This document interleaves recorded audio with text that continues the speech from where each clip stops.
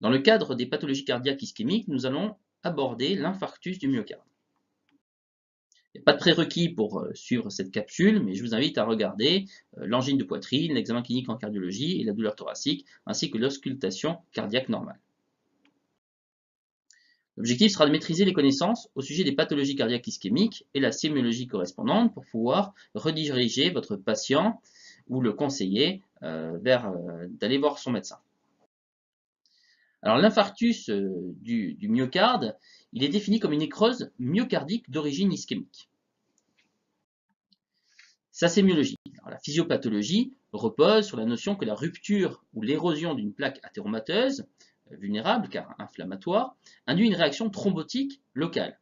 Le thrombus plaquettaire favorise la vasoconstriction coronaire paroxystique. Donc on a une sécrétion de substances vasoconstrictrices par les plaquettes. Donc tout cela expliquant le caractère souvent spontané de l'infarctus du myocarde sans notion d'effort, alors que l'effort s'accompagne d'une vasodilatation coronaire. Le thrombus peut également se fractionner et migrer en distalité et créer une embolie capillaire. Cette dernière va créer des foyers de micronécrose par anoxie prolongée, donc détectée par l'apparition dans la circulation sanguine d'un marqueur spécifique qui s'appelle la troponine. L'infarctus du myocarde ne cède pas au repos ni à la prise de trinitrine. Alors les signes fonctionnels, les caractéristiques de la douleur angineuse sont les mêmes que dans l'angor stable.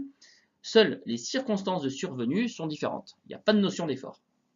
La douleur peut être épigastrique, de repos, thoracique.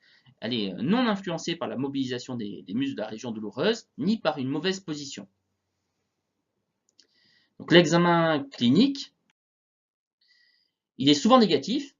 Il recherche un souffle aortique, un souffle vasculaire, carotide, fémoral, une hypertension artérielle, une forme d'hérédité, le tabagisme, une dyslipidémie, un diabète, mais aussi un excès pondéral.